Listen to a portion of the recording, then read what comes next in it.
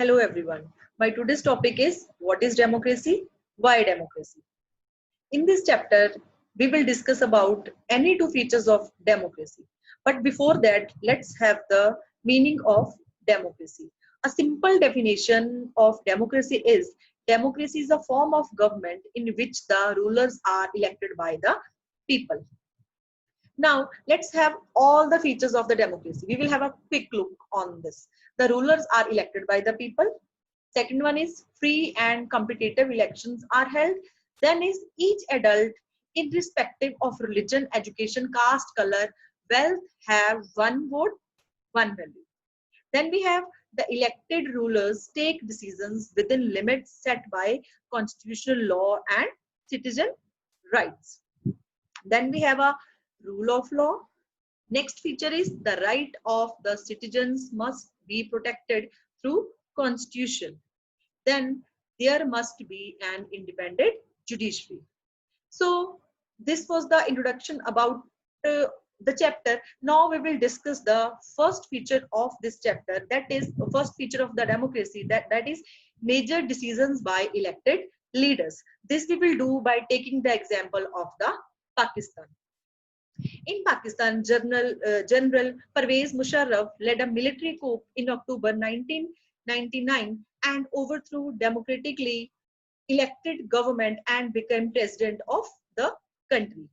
In 2002, he held a referendum in the country which was based on the malpractices and fraud, granted him a 5 years extension, which was not as per the terms of the democracy.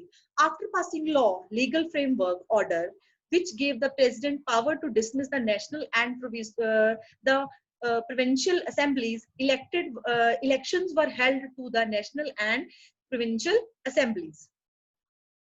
In this case, Pakistan has had elections.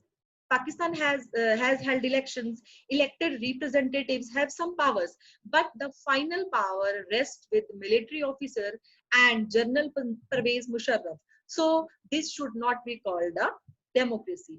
In a democracy, the final decision-making power must rest with those elected by the people. So we cannot say that democracy was existing in Pakistan. Next feature which we are going to discuss is free and fair electoral competition. In China, now we will discuss the case of China. In China, elections are regularly held after 5 years for electing the country's parliament, called the National People's Congress. Before contesting elections, a candidate needs the approval of Chinese Communist Party. The government is always formed by the Communist Party. Means they cannot have their own government or they cannot form their own party. First, they have to take permission from the Chinese Communist Party. Then this cannot be called a democratic government. And if we talk about the Mexico hold elections after every 6 years to elect its president. But until 2000, every election was won by the party called PRI, which stands for Institutional Revolutionary Party. Its short name is known as the PRI. Opposition parties did contest elections but never managed to win, as PRI was known to use many dirty tricks to win the elections. Because they were using the dirty tricks, so no party was winning the elections. Only PRI was the party which always win the elections.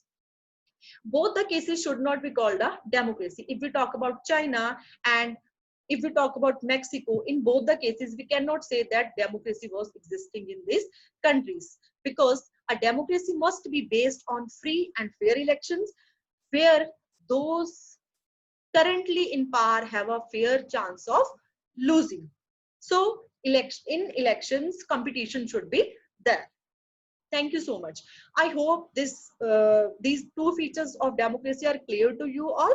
Next, we will discuss in the next video. Thank you so much.